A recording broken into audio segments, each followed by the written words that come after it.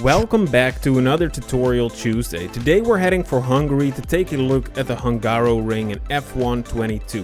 First we'll explain how you should drive this circuit in our track guide, then we're diving somewhat deeper and give you some in-depth tips on how to master this track completely using the Track Titan analysis. And consider subscribing if you don't want to miss any future uploads.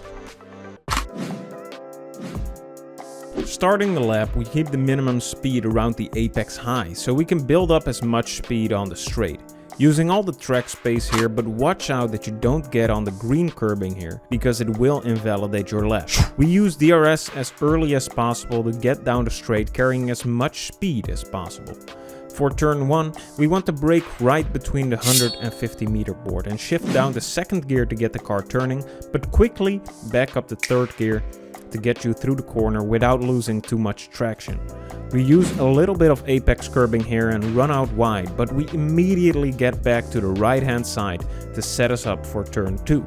We dab on the brakes right on the 50 meter board and turn into this long left-hander, shifting down the third and accelerating once we pass the apex, gradually getting back on the throttle to combat any oversteer. Again, we run out wide and bring the car back to the middle of the track to give us enough space to get us flat out through turn 3. We can use some apex curb here to give us the best line through the corner so we can carry as much speed down this short straight as possible. When we come to turn 4, we want to stay off of the outside curb on the right as it is lifted pretty high and can easily unsettle your car. We dab the brakes quickly and flick the car into the corner, shifting down the 6th, getting back on the throttle early, trying to maintain as much speed as possible until turn 5. Braking just before we pass the steward's shed on the side of the track. We steer deep into the corner, shift down the 4th to maintain our grip and letting the car coast until we can gradually get back on the power after we pass the midway point of this long right-hander. We go wide again and stay on the left side to set ourselves up for the upcoming chicane. Braking hard in a straight line when the red and white curbing begins, shifting down the 3rd gear again. We turn into the chicane and we can take lots of apex curbing here, but make sure to avoid the sausage curbs, as they will guarantee a ruined run.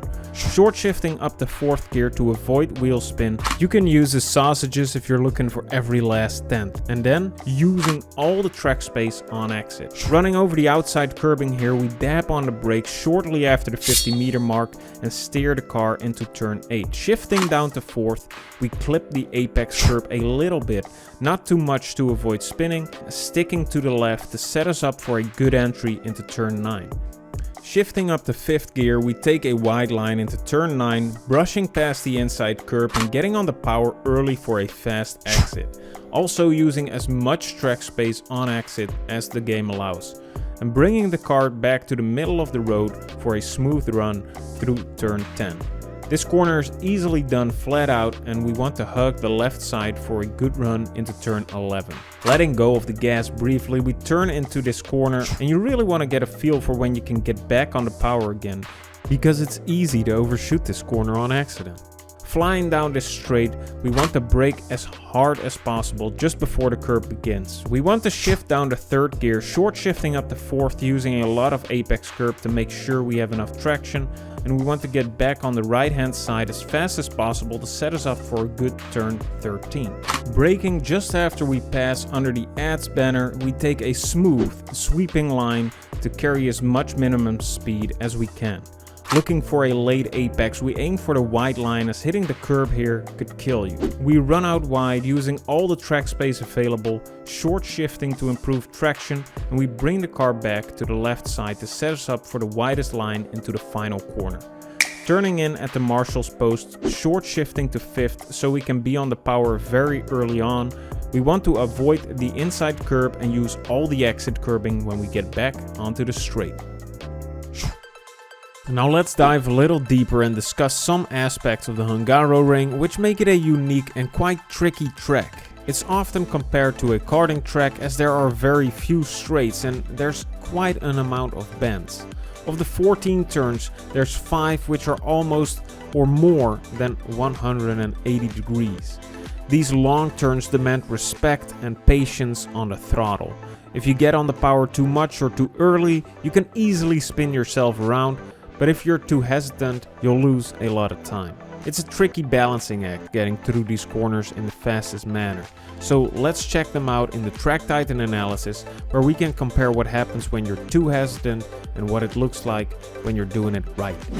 Let's take a look at T13. We can see the fast lap in blue and the slower one in orange.